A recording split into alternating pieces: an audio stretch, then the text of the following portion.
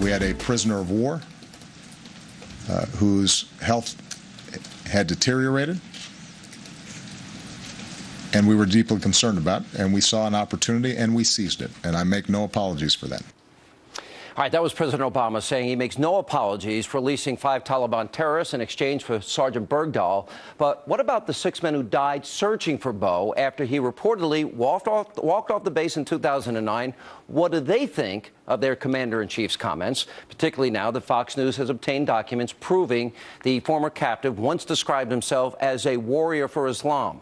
And joining us now is Andy and Sandra Andrews. Their son, Sergeant Darren Andrews, was killed searching for Bo. Thank you for being here. Sandra, let me ask you, what is your reaction to that? Were you ever brought to the Rose Garden by the President of the United States and contacted by him? No. No, we haven't had any communication at this point. What is your reaction to all of this now that you've learned so much about the person that your son died for? It's distressing. It's really, it makes you really question everything that went on. How do you justify a good soldier, someone that's patriotic, as all these young men were, including our son, and you lose them searching for a traitor, a deserter, someone that's betrayed their oath? Did anyone ever tell you? It's just not right. I'll ask either one of you this question. Did anyone in the administration ever tell you the circumstances? Did you know the circumstances surrounding your son's death? We know some of the circumstances. We know what happened immediately before. We know when the Taliban stepped up behind the wall and Darren saw the RPG and warned his men. And we know why they were stopped there, but all we knew was that they were just searching for a high-level Taliban. We didn't know they were searching for this AWOL sergeant. When did you find out the true story then?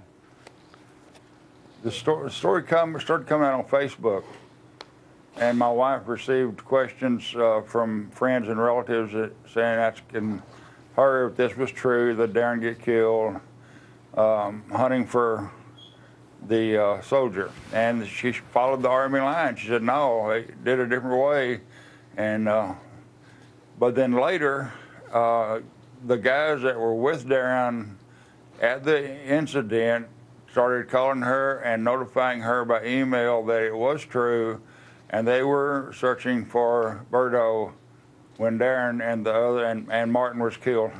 Sandra, have you listened to your son's fellow platoon members this week as they've been interviewed? And they all knew about the desertion issue and his negative comments, both about his country and about the military.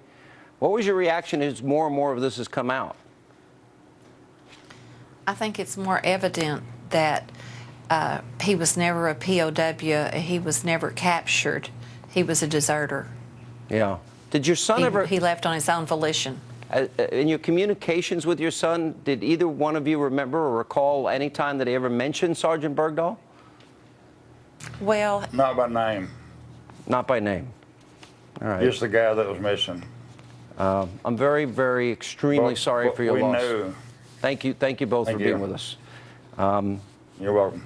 Cheryl, you lost your son and same circumstances.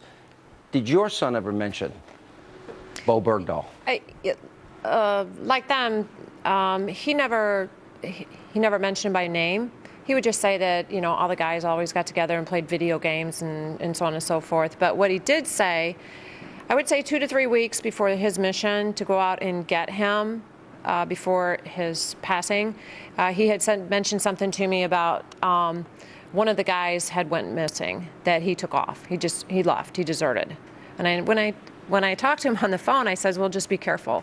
You know, when you go out looking for him, just be careful. He goes, don't worry, Mom. I love you. We'll be fine. Because everybody knew that area, there were a lot of Taliban in the surrounding areas, right? Correct. Yeah, so it was a dangerous area. Very to get off base area. was a bad idea. Mm-hmm. How did you learn more of the details? Because so many people said, a lot of the members, and I don't know if this is true in your case, Tom, but a lot of this platoon members I spoke with and interviewed said that they were forced to sign waivers that they wouldn't talk about this. Did you hear about that? Yeah, I did hear about that. What do you think that's all about? Because I think it's a cover-up. There's got to be some kind of cover-up. What's going on here? I know that when I received a lot of the information, it seemed like it took a long time for me to get the information on what happened. And if I remember correctly, as I'm thinking about all this, because it was a blur, it was really a blur back then. It was a very traumatic, situation. But as I'm going through things, I'm like, I remember somebody mentioning to me that there was a lot of specifics that they couldn't talk about. I remember that being said to me. How long was it after your son's death that you felt you were beginning to get to the truth of what happened? Low 2012. Yeah, about 2000. Well, I don't know if we're beginning to get to the truth until now. Yeah. To be quite honest with you.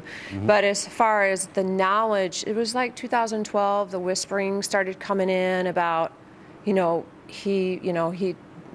gentleman that, or Bergdahl, that deserted, that was the reason why Matthew was out on that mission. Did you ever hear from the president? No, Nothing? nothing. Not a word? Not a no. letter?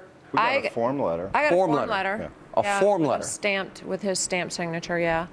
Due sympathies. I didn't bring it with me. A but form letter? Correct. I know that President Bush used to write handwritten letters to every serviceman's family when they were lost. Monica Crowley, I interviewed the platoon medic yesterday, and the platoon medic told me that it was worse than this. It was 6 dead soldiers, but many other injuries. Some of the injuries were severe. Guys that lost their legs and their arms, their Humvees, even though they were uploaded Humvees, they were still getting blown up. And they're not telling the families what happened here? You know what? At the end of Saving Private Ryan, when they locate Private Ryan, they say to him, "We lost a lot of guys looking for you." The difference is Private Ryan in the movie was a hero, unlike this guy who's a deserter and possible traitor to his country. The parents who should have been in the Rose Garden with the president are sitting right here. The parents who lost their sons in the line of fire looking for this guy. And the truth is that we are in a holy war. This is a holy war. Whether we want to see it that way or not, whether it's politically correct to say it or not, this is the truth.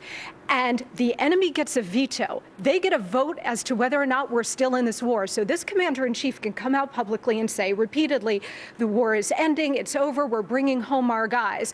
The enemy has a vote on this, and this jihad will be perpetual until the infidel is done, gone, killed, or in submission. That is the truth of the other side. We're in this holy war not because I'm saying it, but because the enemy is saying it. We have a U.S. soldier who, by all accounts now, looks like he has turned and is now fighting that holy war on the other side. He better be held to account. We're going to see what happens. We're going to pick up on that, Amber. I promise when we come back, we'll take a break. Coming up next tonight, right here on Hannity. He's going to be safely reunited with his family. He served the United States with honor and distinction.